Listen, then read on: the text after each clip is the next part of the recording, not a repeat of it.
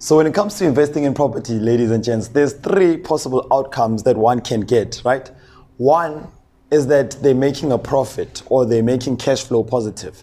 The other one, it's cash flow negative. And then there's this third one, we've always heard, but we've never seen it before, whereby people would say that they're breaking even. Now, when someone is saying that they're breaking even, they're saying that the income is equal to the expenses. I've never seen a situation whereby someone's income was, let's say, 13,000 and the expenses were 13,000. Personally, I've never seen that. I'm still yet to see it, but it's one of the things that we'll be discussing. So during lunch, we were actually having a conversation in terms of how does this then affect my business? Unfortunately, a lot of first-time buyers are not paying attention to these three outcomes and how it affects them. So let's unfold how these outcomes affect you. If you bought a property and you're not cash flowing positive, what does that mean? If let's just say that we're sitting with our accountant, he's looking at our numbers. We are collecting 18,000, but our expenses are 20,000. What does that mean? You're making a loss? Yeah. Sure, you went straight for it. You went straight for it. I remember kind of what was the other guy saying? What was the other guy saying? He was trying to make it shortfall. It's a shortfall. Like, it's a loss, if we're being honest. Because let's be honest, right, guys? A lot of people will present a deal like this to you, that you will be only making a loss for the first 5 years. Let me ask you this question. What's going to change on the 6th year for you to make profit? It's the same property.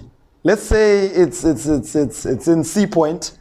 Our expenses are 20,000. Looking at the rates and taxes, when we're looking at our expenses, they're 20,000. And then the agent said that, don't stress, don't worry.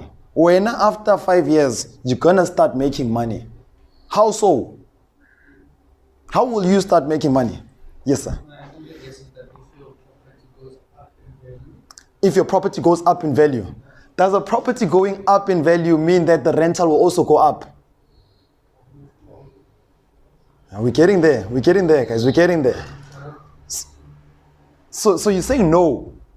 The property going up in value doesn't always mean that it will go up, right? I mean, I've rented. I don't know how many people are who's renting, who's currently renting. Okay, most of us. The question that I'm going to ask you guys is that, has rent went up consecutively for the past 3 years where you're living? Has rent went up like every year? Yeah? It only went up this year. So 2023 didn't go up. 2023 didn't go up. Yes. Okay. It went up this year. How long have you been there for? 4 years. 4 years. Okay, guys, we need the guys with experience, man. The guys that have been living there for the past 6 years. It's supposed to increase every month. Every year, sorry. Every year. It's supposed to increase every year. Yes, 10%. Yours increases every year by 10%. Does the developer own that property, or is it owned by an individual? So it's owned by individual. Through an agent. You're renting through an agent.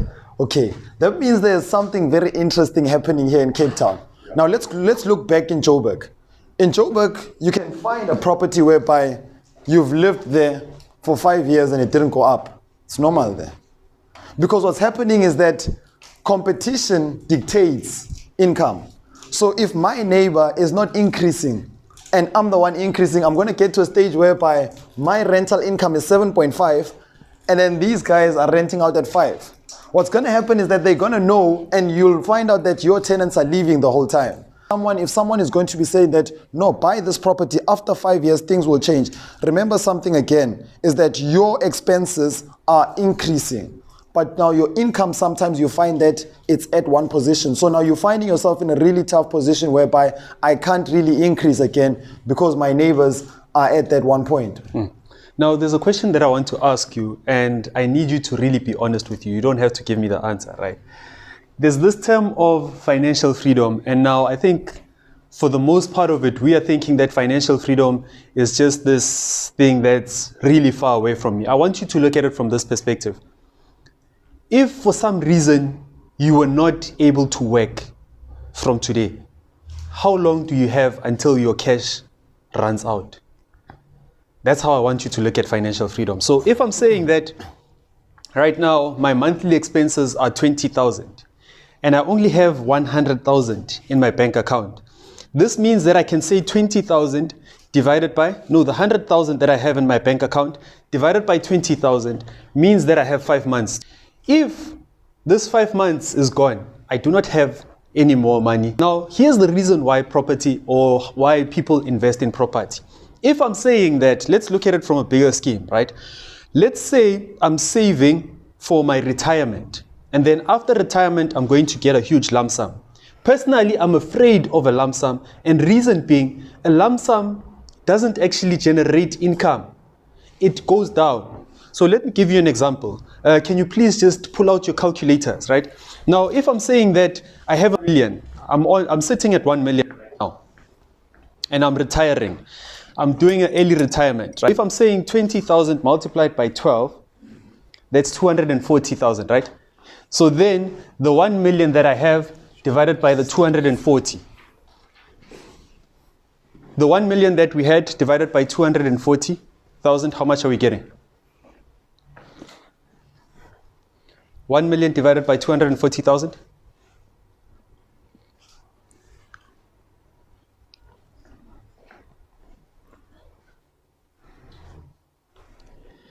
$1 million divided by 240,000.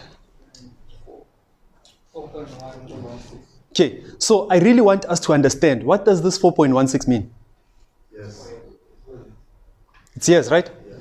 So I'm saying that if I retire at 55, or let's even say 65, I only have 4 years until I don't have any more money. Now, when I retired, I thought that 1 million is a lot of money. But now that I've retired, I see that I only have 4 years to live from this cash, right? Now, the reason why we're saying that we're investing in property, we're getting to a point whereby I'm growing my portfolio to reach that 20,000.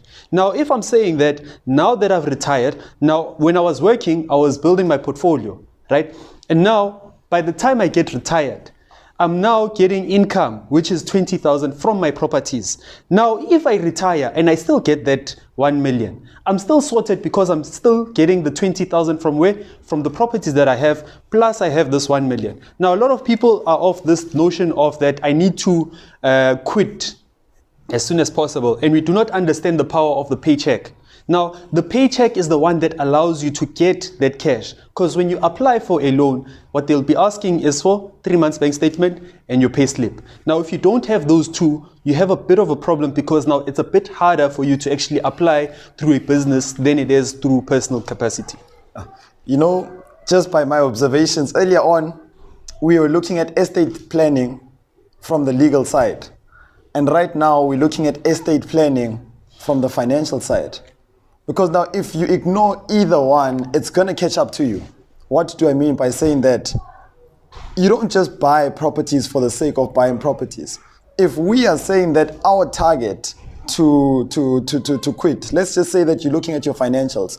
You're saying that at least you want something like 25,000 to get financially free, right?